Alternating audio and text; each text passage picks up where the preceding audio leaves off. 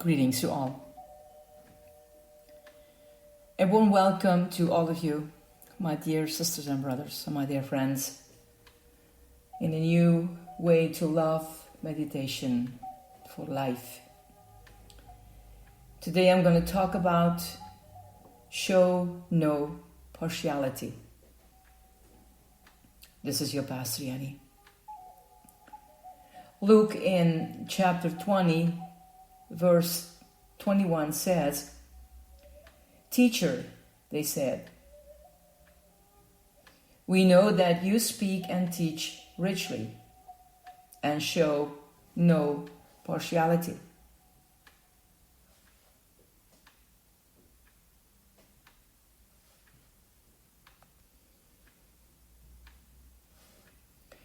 Look at your life and see how you have filled its emptiness with people. As a result, they have a stranglehold on you.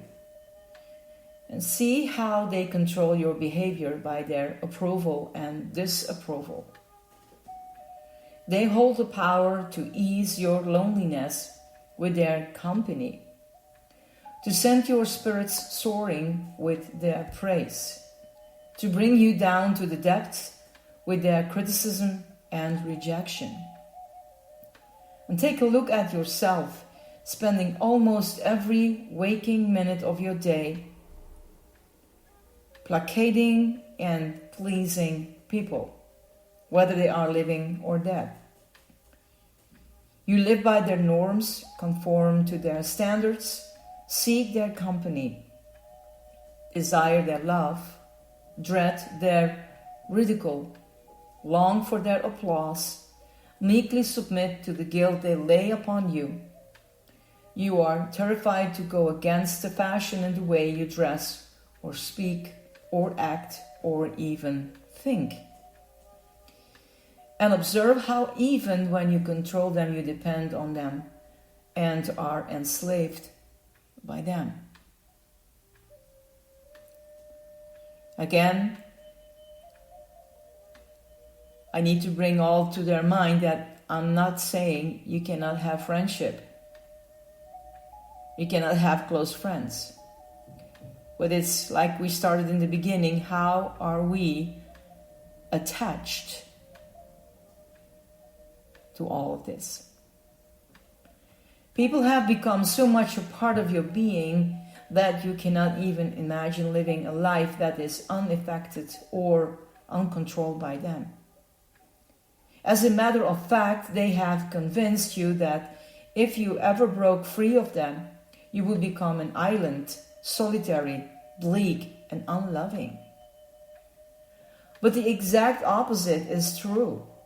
How can you love someone whom you are a slave to? How can you love someone whom you cannot live without? You can only desire, need, depend, and fear, and be controlled. Love is to be found only in fearlessness and freedom. And how do you achieve this freedom? By means of a two-pronged attack on your dependency and slavery. First, awareness. It is next to impossible to be dependent, to be a slave. When one constantly observes the folly of one's dependence. But awareness may not be enough for a person whose addiction is people. You must cultivate activities that you love. You must discover work that you do, not for its utility, but for itself. Think of something that you love to do for itself, whether it succeeds or not, whether you are praised for it or not, whether you are loved and rewarded for it or not, whether people know about it and are grateful to you for it or not. How many activities can you count in your life that you engaged in simply because they delighted you and gripped your soul. Find them out. Cultivate them. For they are your passport to freedom and to love.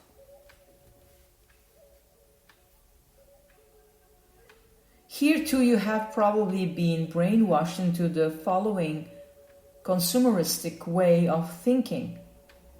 To enjoy a poem or a landscape or a piece of music seems a waste of time.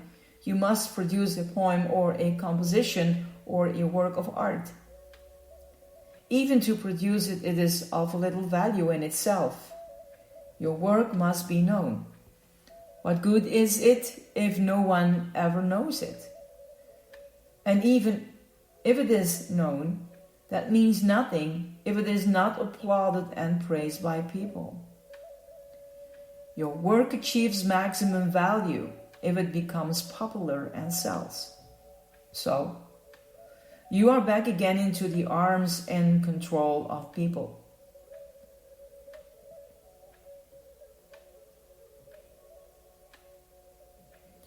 The value of an action, according to them, is not in its being loved and done and enjoyed for itself, but in its success.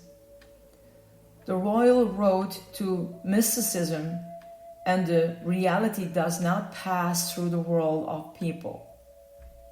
It passes through the world of actions that are engaged in for themselves without an eye to success or to gain, or profit actions.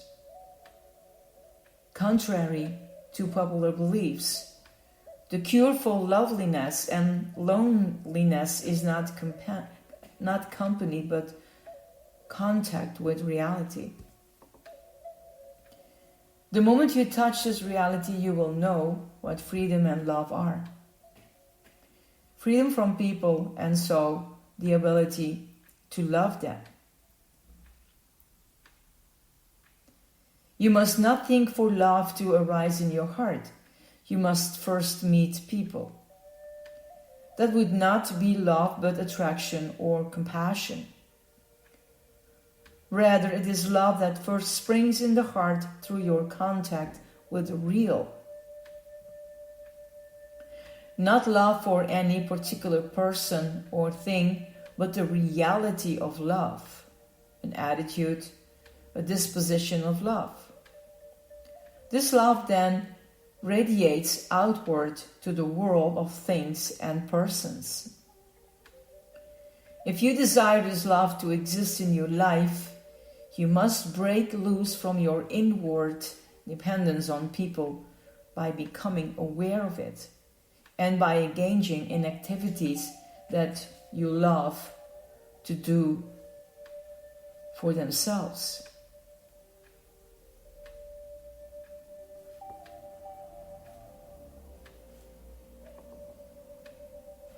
Teacher, they said, we know that you speak and teach richly and show no partiality. May God bless your heart. May the spirits guide you in the way to love. It meditates in your life today and the next and the next. This is your Pastor Yeti.